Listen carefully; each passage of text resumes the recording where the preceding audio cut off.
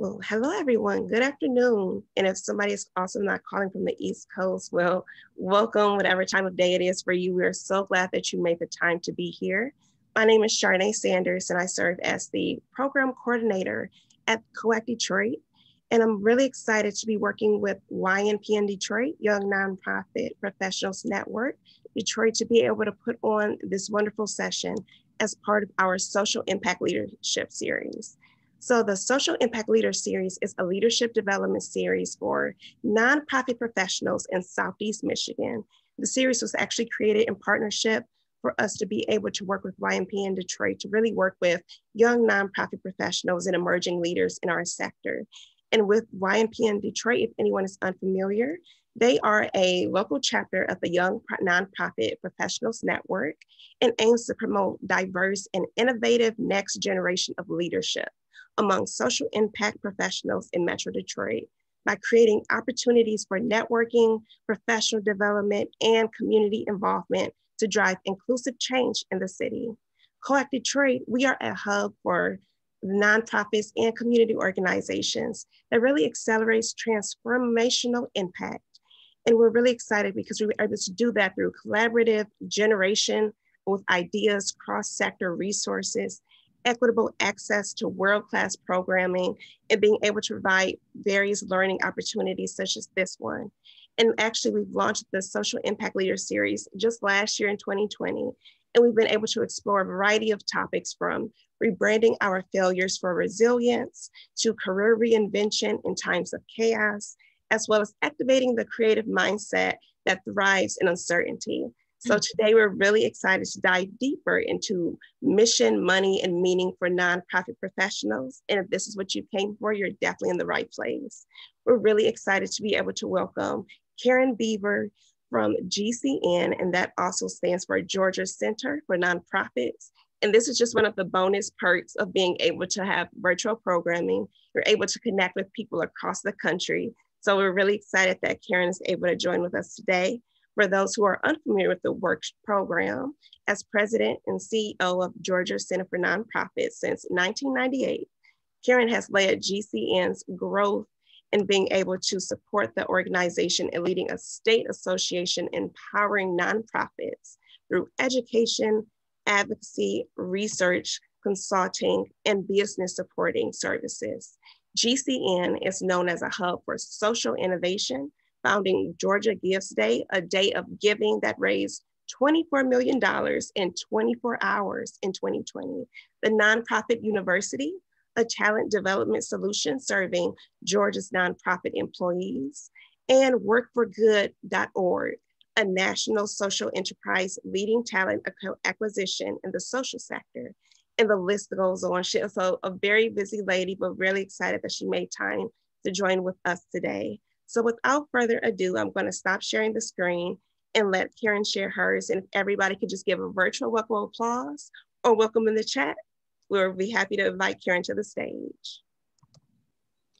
Well, thank you, Charnay. I appreciate the ability to be here. And I have one of my own here from Georgia, Tara Hall, who's going to contribute to this conversation. So I really appreciate her time because she does work on Work for Good. And if y'all haven't heard about Work for Good, it is a job board dedicated to finding a purpose-driven talent for nonprofits across the United States. And so Tara works on that for us. And so you can find plenty of jobs there and lots of tips about how to get jobs with different nonprofits. We have interviewed their HR staff, and then just all kinds of build your resume, all kinds of different tools and things that are just freely accessible to use. So check it out. And then, as Charnay said, I work on one of the largest capacity building organizations in the country, Georgia Center for Nonprofits.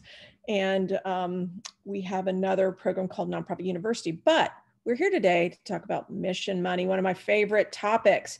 And it's so important. And I really try to talk to our staff about that. I try to talk to my kids about that. I try to talk to everybody about that, because what I really understand is that, you know, being having been a career nonprofit professional And I'm probably an old nonprofit professional at this point, but at one point I was a young nonprofit professional, and I was very mission driven and very, focused on the mission, as, all of us are. But you also have to take care of yourself, just like you get up in the morning and take a shower, or you take a run, or you take care of your health or whatever. This is just another part of taking care of yourself. And so I really appreciate the opportunity to talk about this, because it is one, I'm not kidding, it's one of my favorite topics. We developed a website called Mission Money just for this purpose, to help folks that are in the sector make the most of the money that they're making while they're working on mission. And part of your mission is your money. So let's get into it and talk about this. So here's how this is going to go. We are going to have a little intro, and then Tara is going to talk about her personal sort of journey. So she has been so gracious to come on and talk about some of the goals that she set and sort of how she reached those. And then we're going to talk about this thing we call the 8 pillars of financial wellness. So it just gives you a framework to think about this, because like money can be really overwhelming. There's a lot of aspects to financial wellness. So we're just going to kind of break it down and then give you a specific tool that's really going to, you can use this freely after this to sort of just kind of organize wherever you want to start, right? So, and that's really kind of a great segue, because, well, I'm going to share my screen. I guess I should share my screen so you can actually see what I'm talking about. So let's do that and make this bigger. So can everybody see that? Yes. Cool. That's what we're going to do. Okay, so we're going to talk about mission money. And so really, the concept of personal finance, some people can think it's really dry, and honestly, money can be really dry, right? It can be scary for some, it can be dry, it can be, just a taboo subject or whatever. But I just kind of want to reset that whole idea of money right now, because the concept of personal finance is really more than money. It's more than dollars, or, a show of prosperity, whatever the car you drive, or, house you have, or, what kind of, handbag you carry, whatever. It really has less to do with dollar signs than it does with how money actually impacts your life, affects your life and your relationships. It's really about values. It's not so much about the dollar. It's about what you value and what's important to you, and putting action steps in place to align what you do with what you value. In our nonprofit lives, we often, create a strategic plan, and we try to line up, our mission, our vision, our values, right? And then our strategies that align with those 3 things, right? That help us achieve our mission, help us attain our vision over the future, but align as we're doing it with the values that are cooperatively shared by the organization's board, its staff, its stakeholders, right? And that's really what you're trying to do here with your own mission money, is really align your values with what you're doing in terms of action steps. So we're going to talk, I've already sort of given you the agenda. So what I'd love to do is just kind of jump in to really kind of what your why is. And to do that, what I'm going to do is I'm going to stop right now, and I just kind of want to back up and let Tara come on and talk a little bit about kind of, how she has approached this kind of values pursuit in her own life. So Tara, I'm going to let you talk for a minute and tell them who you are, and just chat for a second with the group. Level set. Well, thank you. Yeah, so I am Tara, and I work at GCN in the work grade department, as Karen said. So I am 34, and Karen is not lying when she says that she likes to talk about money and personal finance. Like, I knew that pretty early on in the 4.5 years that I've been at GCN. And when I got hired, I was childless and under 30, and which is hard to think about. And I was just like, oh, yeah, cool, Karen's good at some stuff. Like, it kind of went in and out. Like, it was like good for her, but like I didn't think of it as something that mattered to me. So yeah, and then I got pregnant and had my first kid.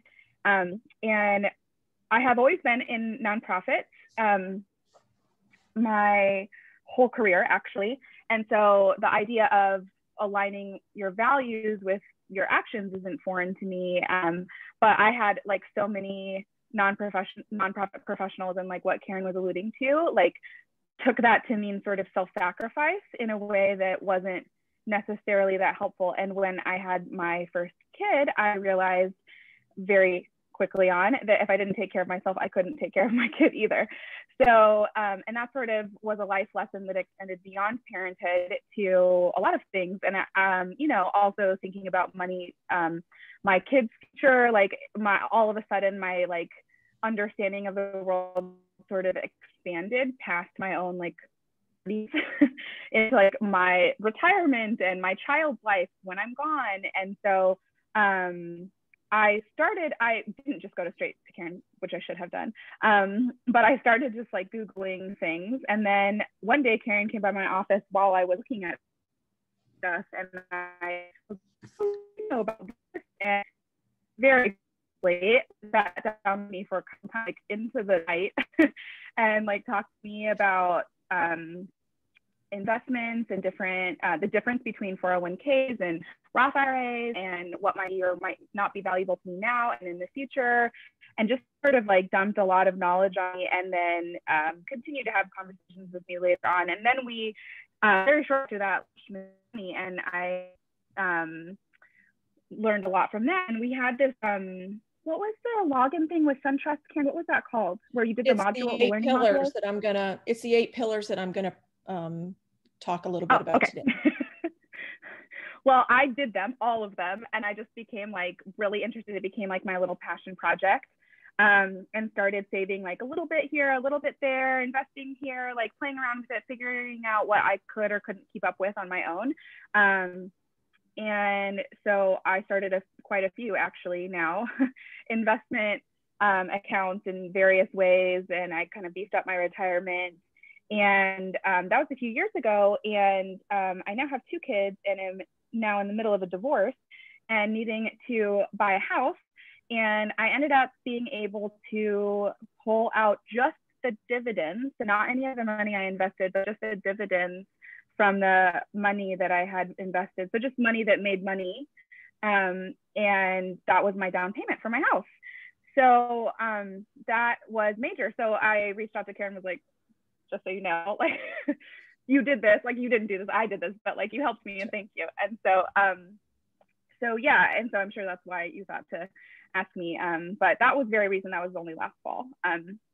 So that's been sort of my personal journey. I'm certainly no expert in finance stuff. I'm still learning a lot. Day trading is very scary to me. That is not a thing that I have any interest in looking at right now, but maybe in the future. But yeah, it's become something that is really important to me. And I also now like tell all of my friends about investing and like, what's your 401k? And like, it kind of feels like a taboo subject sometimes.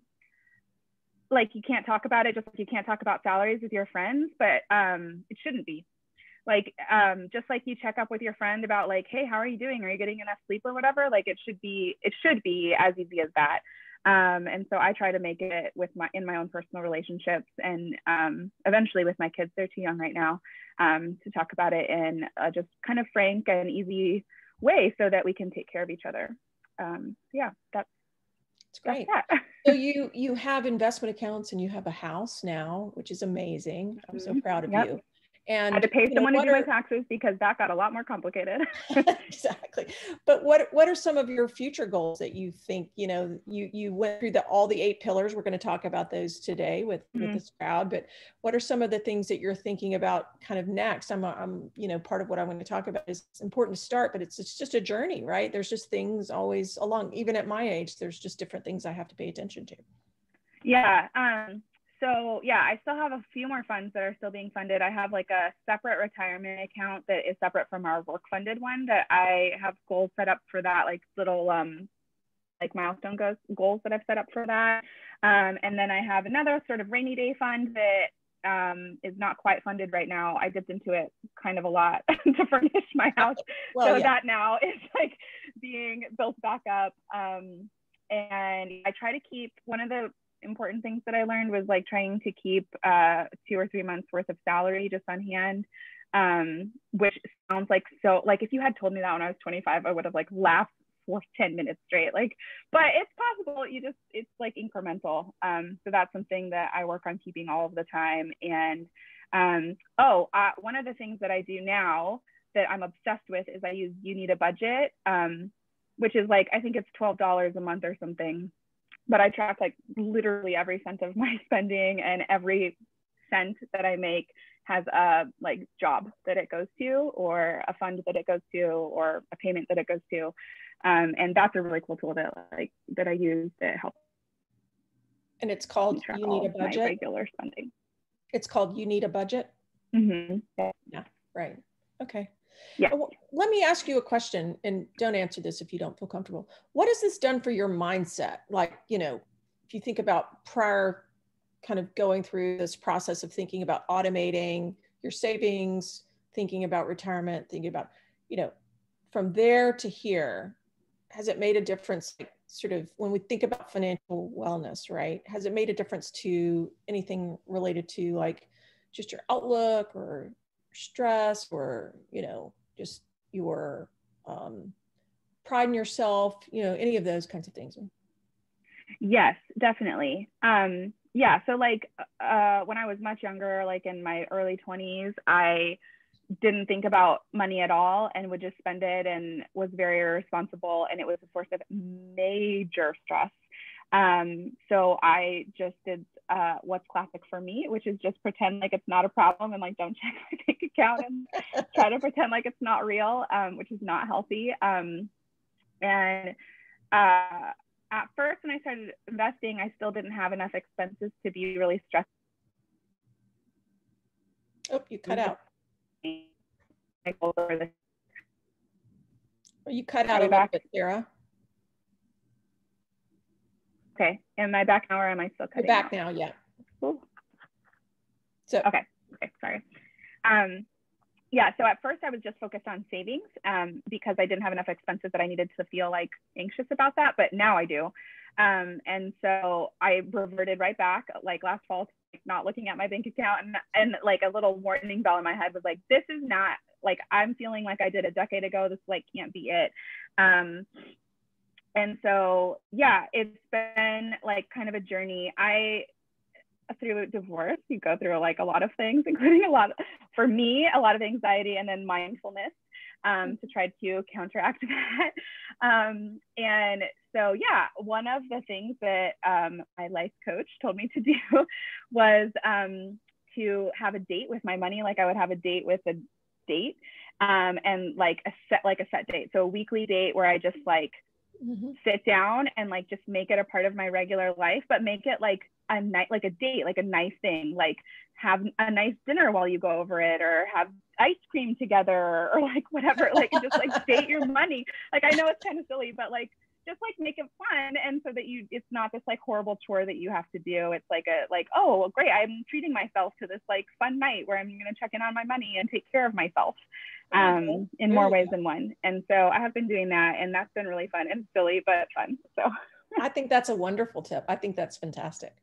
Well, I wanted to say thank you very much for sharing. And yeah, Tara, we had that great conversation, but Tara has done all of this herself, and it really is a testament to just starting and making that commitment. And I'm proud of her. And I just wanted y'all to meet her, hear that story, because I think it brings everything home, and it does for me. So it's wonderful. So thank you, Tara, so much. So feel free to stay and review the 8 pillars, or you can go back and do your thing, as they say, right? So thank you so much. We are very busy with Work for Good, so I might log out, but thank you so much. And feel free to share like my email or whatever if anyone wants to reach out to me. That's great. That's awesome. Okay, thanks. All right. Thank you. All right, everybody. Well, let's get started and talk about these mysterious 8 pillars. How about that? Is that a plan? Right? So we're going to kind of go through these. This is going to be fast and furious, but what I wanted you to know is that we are going to be sharing that full tool that Tara talked about at the end, during her talk right there. Can everybody see my screen pretty good? Charnay, can you see that? Yep, good. Okay, great. So what I want you to do is just kind of contemplate for maybe a minute or so, how well do you understand kind of the realm of personal finance. That starts at just like, the basics budgeting all the way up to, maybe wills and estates. And if you were to grade yourself on your knowledge, and we're not going to say this out loud, we're just going to say this inside of our head, about money, what grade would you give yourself? An A, a B, C, D, F? Just think about that let's give it 30 seconds. I don't think it's going to take very long for folks to grade. And while you're doing that, I will share with you that if you are grading yourself below a B, most or half of all Americans give themselves a grade of C, D, or F on their knowledge of personal finance. So you are not alone. It seems, like I said, a taboo subject, or some people think it's too complex, or it involves math or whatever else, or just time. And maybe, you didn't have parents that talked a lot about money. That was my situation. So just not familiar with it. So there is a framework in which we can begin to think about this. And again, let's think about what financial wellness is. It's more than just outward prosperity, and it has less to do with dollars and more about how it affects your life and relationships. And so that's where we begin. So let's talk about what you value.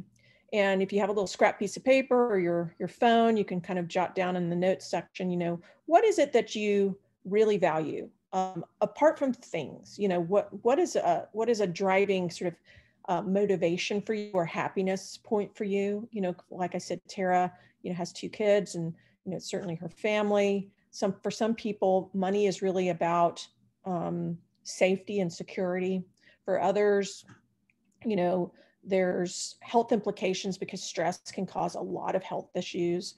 For others, they really want to give back, whether that's to, from a spiritual standpoint from their church, or, their capability to give back is very important to them. And other people, it's just about being happy and being able to fund that quality of life kind of area. So, I would encourage each of you to spend some time, committing your values to paper, really thinking about what drives, what does money really mean to you, other than just having money to buy things? What does it really mean in your life? And in terms of what you value and how you can take care of what you value, or align yourself with what you value. So we're going to talk a little bit about what knowledge and behavior separate those people who reach financial wellness from those who do not. And this is going to be, I warn you, fast and furious. We're going to take a couple of little breaks and have a couple of discussion points, but I want to kind of fit in the framework so you can understand sort of here's kind of a way, a scaffolding to think about this.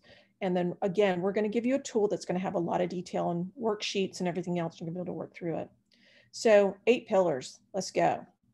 So pillar 1 is to establish what we call a financial confidence account. Some people call it an emergency fund, but I think it's really about having confidence. It's the confidence to know that if something happened, like you got a flat tire, or you were maybe, you're paid, some people are paid on an hourly basis, like nurses or something like that. And if they did not work, they would not be paid that. And so, could you sustain, an illness, or, if you're, you get the drift, if your roof sprung a leak, could you kind of manage to fix it?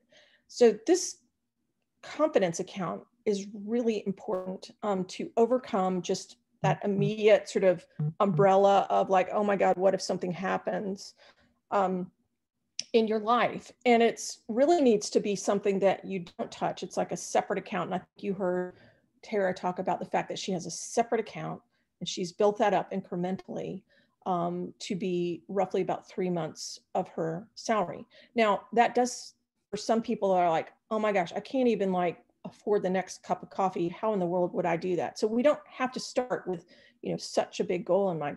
It could just be, I'm going to work towards having $500 or $1,000 set aside so that if something happens, I can manage my life without calling mom and dad or having a panic attack, right? So that's A, number 1. So somebody on this call, tell me, just open your mic. Why do you think that we put this as the first pillar? And why is it so important that I'm telling you, work on this first, before anything, before like going off and doing investments or, you know, buying a house, doing anything? Why is it that you think this is a number one? Anybody? Support like emergency funding. I mean, I know I heard a statistic once that most people can't afford a $400 emergency expense. And so when I heard that, I was like, well, got to make sure you have an emergency budget so that you're not stressing out everything else.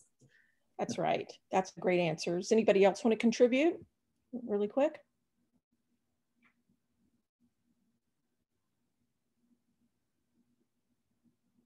Okay. Well, I think what I would say is it's hard to take care of anything when you're staring at your own belly button, right? And so it's hard to look up and think about like, I should learn more about investments, or I should investigate this new apartment that I'd like to rent in this different area, or I'd like to think about my career progression. When you are so focused on your own belly button, like, oh my God, I have all of this stuff happening in my life, or I can't, you know, I had my car got a flat tire and it's going to require a new tire and I didn't even have the money for that. So we have to get a place, a space, a gap where we can breathe in order to like have a thought about other things and really put our pedal to the metal, if you will, about other items. And that's why we put this first. If we can relieve just some of that stress, we can focus on some other things that we need to learn and know and do. Pillar 2 is really to organize and what we call systematize for success. And so there's really 3 different areas of this. The first is to organize and automate. And you heard Tara talk about how she's automating her budget on this tool that she found, but you can also automate savings. You could also, for example, for your financial confidence account, you could set up with your HR department right now the fact that your paycheck, once it comes in, you put $20 per paycheck, let's just say if that's what you can do, or 10 or whatever you can do. And it just automatically goes into a different bank account, like a savings account. It could be at your current bank, or it could be at a totally different bank, make it hard for you to transfer back and forth. So it could be automated just that simply.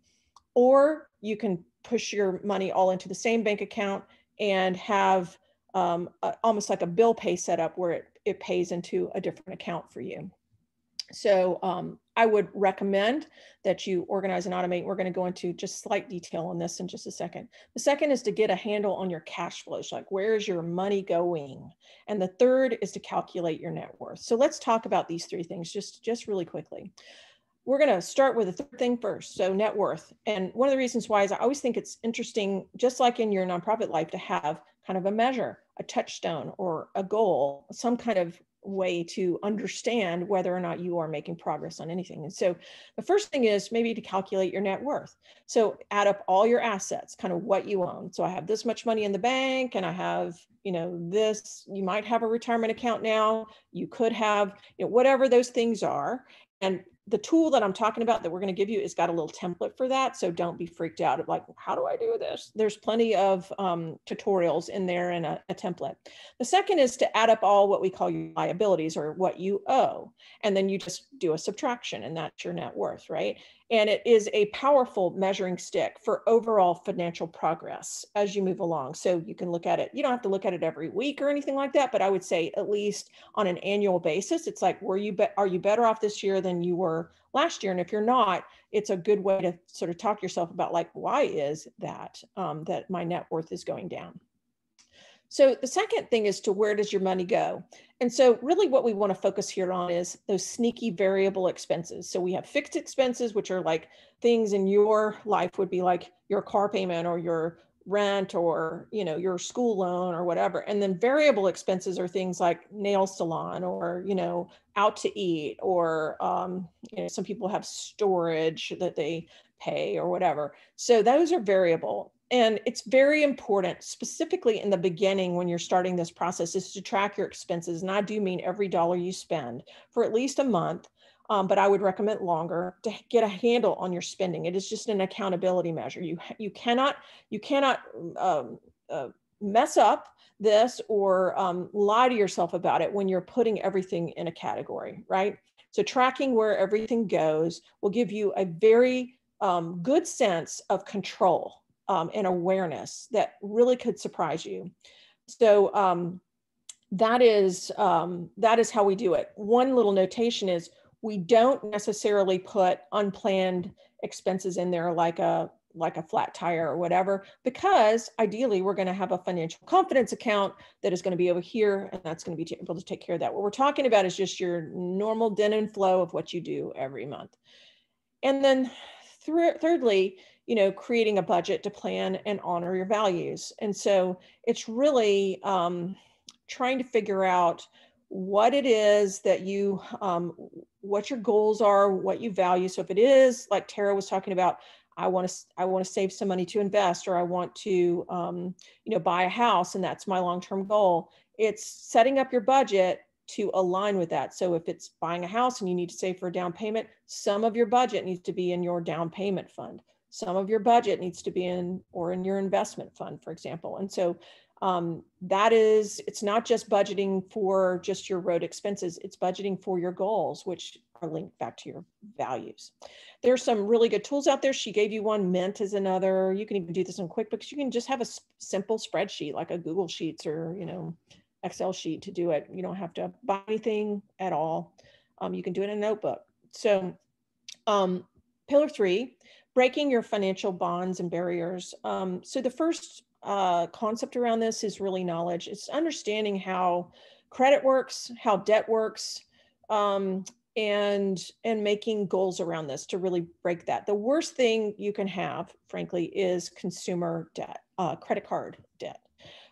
It is just, I don't care how you cut it, a high interest, and you are just, every purchase you make, if you really do the math around it, costs you exponentially more because you're financing that purchase. So you have to really think about it when you're at the store and you're like, I really want this, whatever it is, this thing, or I'm getting my nails done and I'm putting everything on a credit card. How much did that nail salon really cost? Or how much does that purse really cost? Or those shoes, or that, whatever. It costs a lot more, particularly if you're financing it over, many months, than what you actually see as the price on the menu. So getting out of consumer debt and not going back there is a very, very important step in financial wellness. And just understanding how credit works, so that, it's not bad to have a credit card. It's bad to max out your credit cards. So those are the kinds of things that can really destroy credit and put barriers up for you. Late payments, anything like that can really put a barrier up for things that you want to do later on, like buying a car or buying a house, or even getting a better rate on your credit card, or even little things that you think might not be something that's a factor. A lot of even things like power companies and such will up your security deposit if they see bad credit scores. And so it's becoming increasingly hard, for example, to rent an apartment with a bad credit score in the apartment complex that you want. So understanding credit, understanding how debt works, that's why we start here with knowledge. And there's just so much out there. And again, we're going to give you a tool that's going to go through that. And so, one of the questions I would ask you is, what's your debt keeping you from? It's what is it keeping you from doing? Is it keeping you from sleeping? Is it keeping you from enjoying what you buy? Is it keeping you from, reaching some of these value-oriented goals? It's important to just sit with yourself and say, what does this mean for me and my goals in my life, right? And so making and keeping financial wellness commitments. So I would say, part of this is understanding, like, we want to make a security fund, or we want to pay down debt, or we want to make an investment fund, whatever it is, whatever the start is for you, making those commitments is, requires knowledge. And so some reading or some, viewing of maybe an Audible book or a viewing of some YouTube videos. We're going to get that in a minute, where there's really credible people imparting information, or reading the tool that we're going to give you. And putting that knowledge to work is a very powerful tool, and certainly breaking these bonds. Pillar 4 is kind of taking care of what if. And I would say a lot of times younger folks, and I talk about this a lot at specifically at the time of year where GCN is talking about its benefits programs and getting people signed up for this or that or the other thing, that a lot of young people really have this notion that, oh, that's just not going to happen to me, or, you know, I just, the odds of that are very, very low, right? And so they don't really pay all that much attention to certain kinds of insurance. And so it's very important that you do. And there's different kinds of insurance at different ages to pay attention to. So let's just talk about that. So, you know, there's 5 categories of what ifs that over your lifespan, not all at once, but over your lifespan, you need to insure against. And the first is, you know, what if I'm involved in an accident or a lawsuit or some kind of natural disaster? So rent insurance for your items in your apartment, or your homeowner's insurance, or your car insurance, for example. These are the things that, you know, your big assets, you want to make sure that you are insured to replace them, but also if somebody gets hurt on your property or hurt in your car, you want to make sure that you're not going to get sued and lose everything you have for decades because somebody has sued you. It's very important. The second is medical insurance. Even though lots of young people think, oh, invincible, or it's never going to happen to me. Fact is, we all do drive around in cars, or we're just out and about, and things happen. We just went through this period of time where a lot of people got COVID and they never thought they were going to be in the hospital for all of this kind of stuff. And so, you know, it's very important to have appropriate medical insurance. And then thirdly, what if you experience a disability or can't work? I think as you get older, and some of you may have kids, some of you may not, but if you particularly have kids, this is a big concern, because you don't want to have a situation where you suddenly can't work and you have kids to support and all kinds of bills. And so that's another area. And then long-term care at my old age, you know, now I'm really thinking about like what would happen. And I don't want to be a burden on my kids. And I need to just start, you know, if you wait too long, you can't even get long-term care insurance, and nursing homes are very expensive. Not that I want to be in one, but I want to insure against that. And then the other is, if you get to the point in your career where you own a business or have a stake in that, you want to make sure that you have liability insurance for your business. So learn what kinds of insurance are essential for you and your particular financial situation and at your time of life. And you don't need all of this at once, but you know, some things are more important than others at certain times in your life. And you want to make sure you have appropriate levels for that. Not everything is just about getting the cheapest thing. It's like, how do I live my life? Do I drive my car all the time? Am I living in a city? Am I more prone to have an accident? Maybe you want a little bit more insurance on that than less. If you lived in, you know, Wyoming and there's hardly anybody, you know, driving around, maybe a little less, you know. So it's just what you have to learn about these things is the basic tenet here, and determining the level of coverage, and then obtaining, you know, multiple insurance quotes. And I tell you, this thing right here is a big deal, because you can spend a boatload of money on insurance needlessly. Believe me, insurance agents are happy to sell you all the insurance you could possibly imagine, and they will freak you out about every possible thing that can happen. So it's really important to just understand it, do a little reading, and it's not the most riveting reading, I might add, but if it saves you, you know, let's just say $100 off your premium over 12 months, that's $1,200. That's a lot of coffee. So, you know, let's really understand what kind of insurance we need. The coverages determine the price. So what kind of coverages you need, and then get several bids, because believe it or not, the markups are different across companies. They're not all the same. And then estate planning. So you might think this is just for old people, but it's not. So if you have kids, and you don't particularly want the state to control what happens to your assets, then you actually do need a will. And there's some really inexpensive ways to get that done. It doesn't always have to cost thousands of dollars. A simple will, there are plenty of like LegalZoom or whatever, put one together, get it notarized, make sure somebody knows where it is. The other thing is, if you have a known medical condition, an advanced medical directive is important if you don't want somebody else making the decisions about whether to keep you on life support or not. So those two things I think are really super important in this, even at young age. So let's just stop for a minute, and because that was a lot to digest, and I'm going to come back to it. I know we're at 12:42, and we've got just a few minutes, but I wanted to just see reactions, any aha moments here, or anything folks want to share.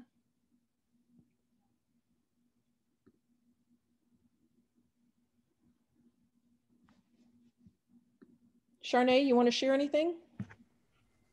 I feel so far this has been really insightful and really helpful. I really loved how you just really kind of compared just looking at different sources of insurance and making sure that you're also just being mindful of doing the reading and doing your own personal homework. That's definitely something I'm definitely can relate to when it comes to looking at like even like at car insurance and different getting different kind of price points from different companies. So I agree with doing your own homework and not really settling for the first few you saw has really stood out to me. But this has been really great so far. Fantastic.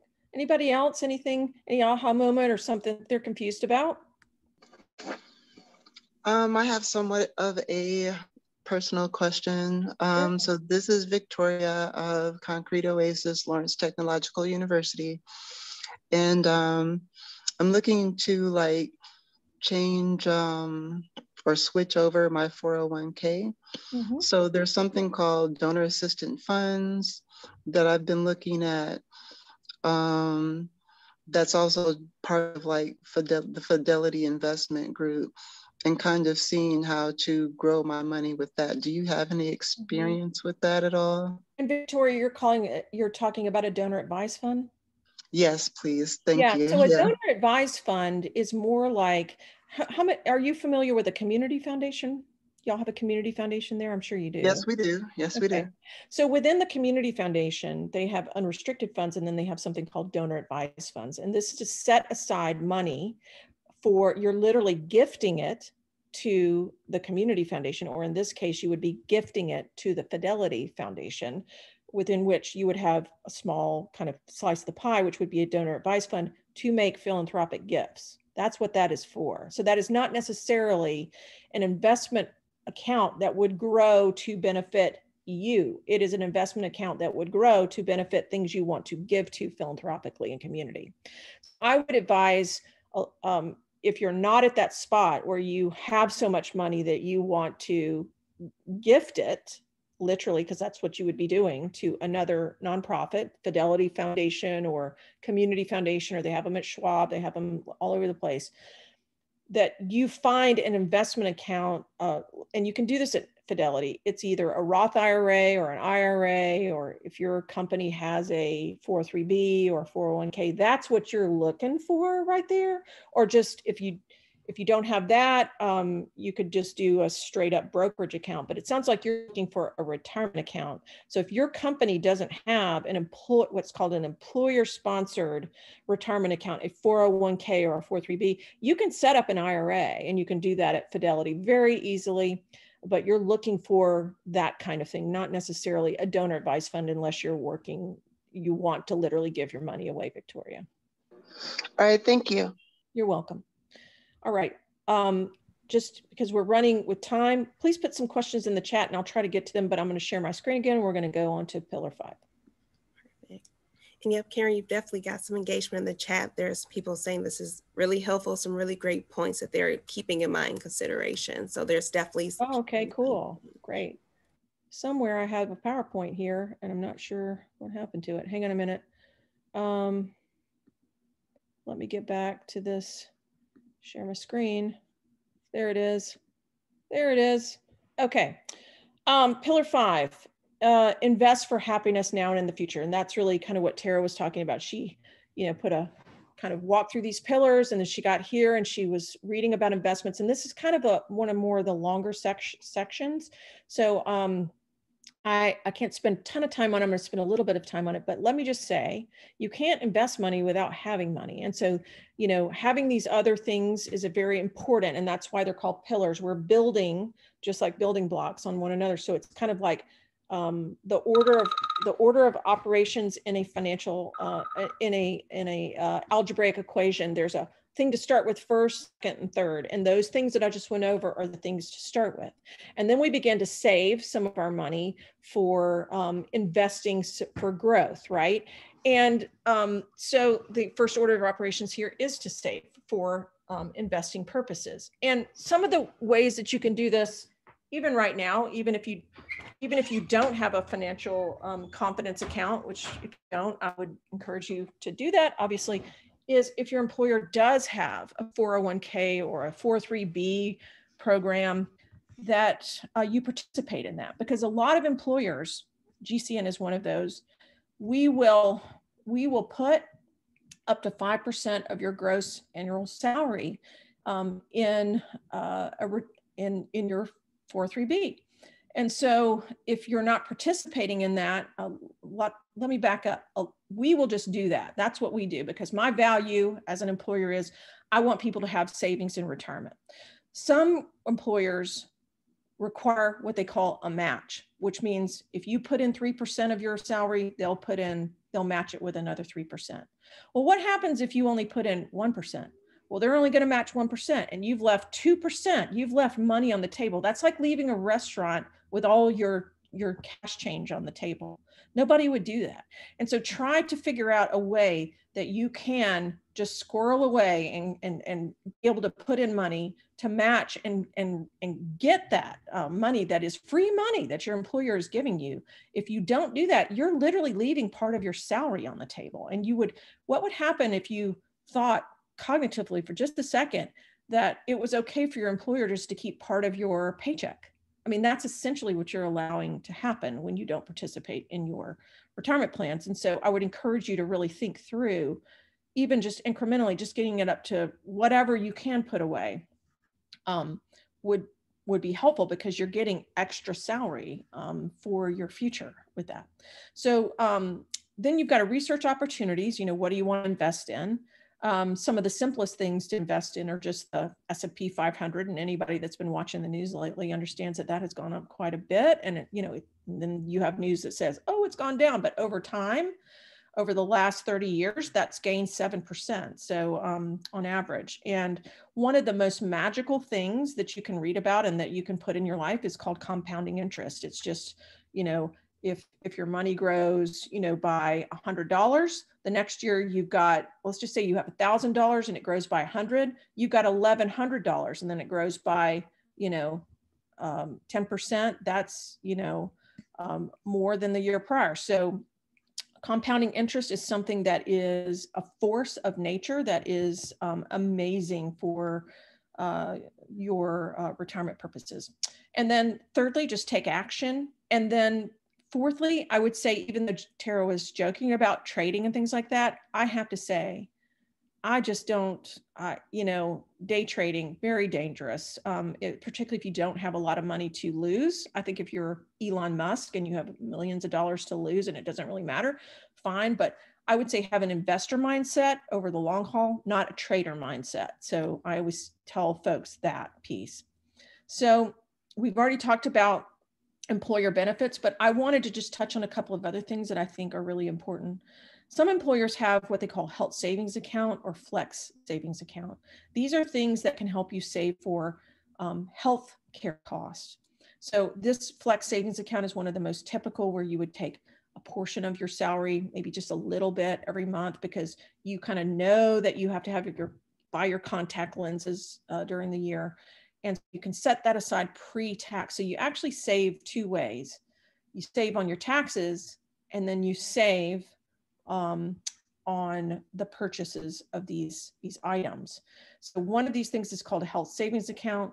One of these kinds of things is called a flex savings account. And for those of you with kids, flex savings account also has something called dependent care.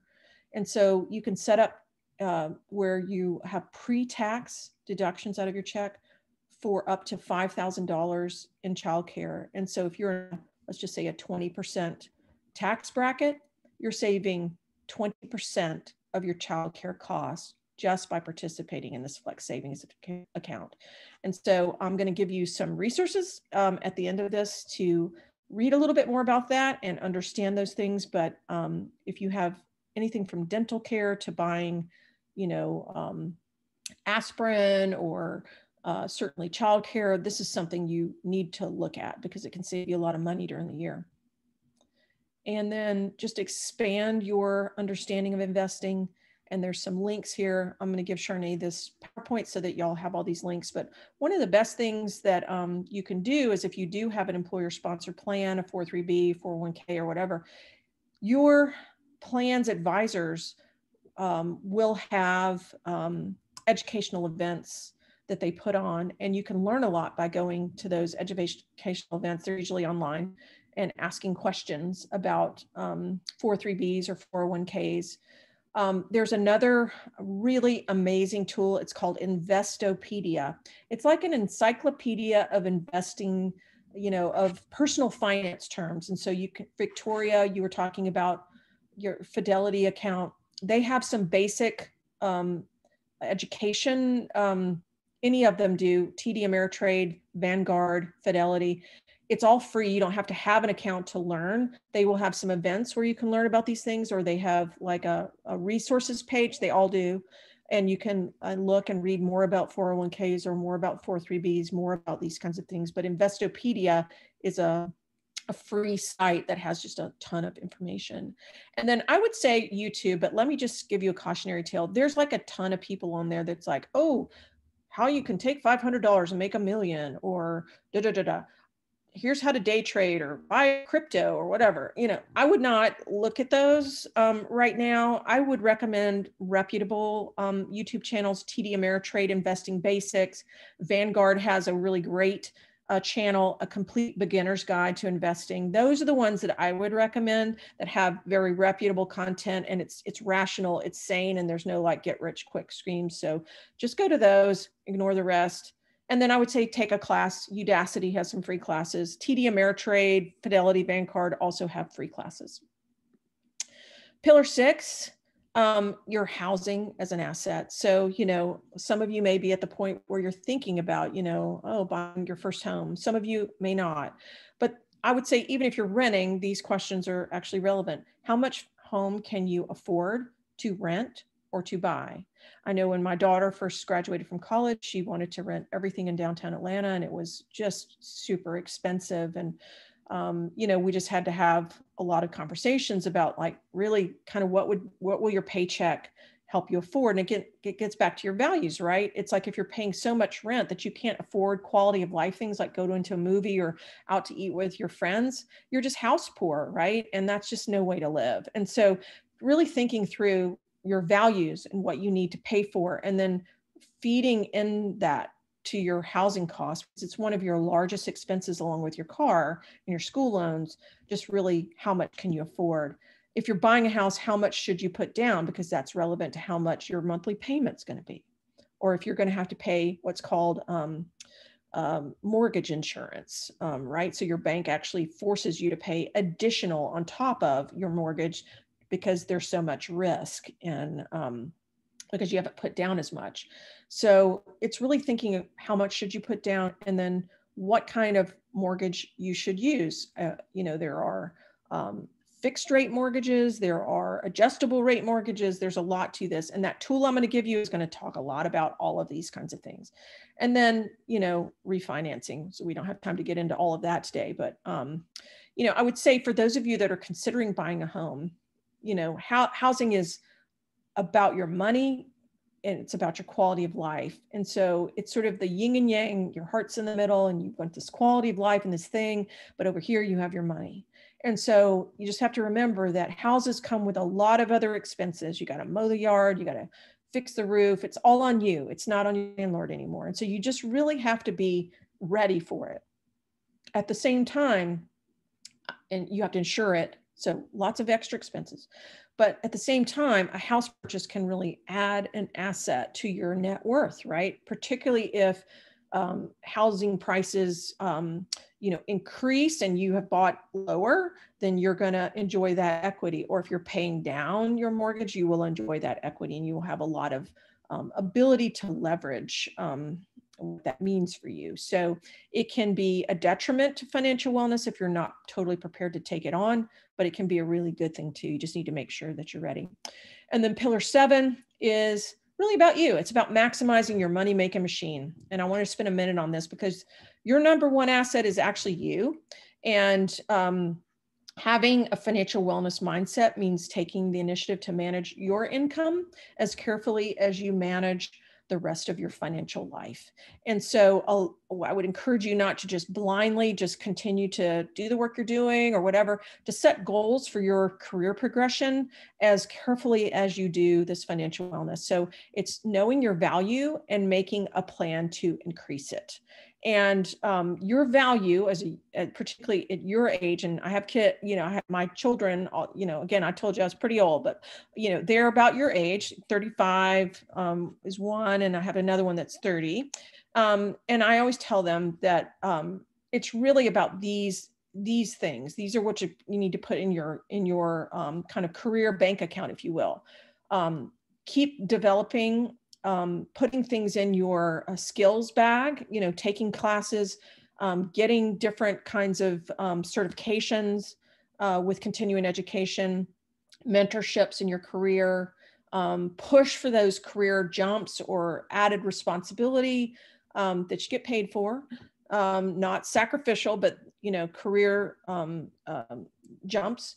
And then your networks are just key to getting your next job or your next position, and then leadership training. And that increases what these 8 pillars call your value quotient. It's your ability to drive value in your career and get paid more and more. So that is an important thing to think about. And then finally, pillar 8, giving back. I know we're just about at the end of our session, which is, thinking about, how you can give back. Right now, it might just be your time, but later on, if you do all these steps, you'll really be able to think about giving back to charity in larger and larger ways. So that is the 8 pillars. And we have a tool set that's actually, the next slide on this is the link to the tool set, which is an entire tutorial and book and a bunch of templates and things that you can get started. And Tara talked about using that exact tool.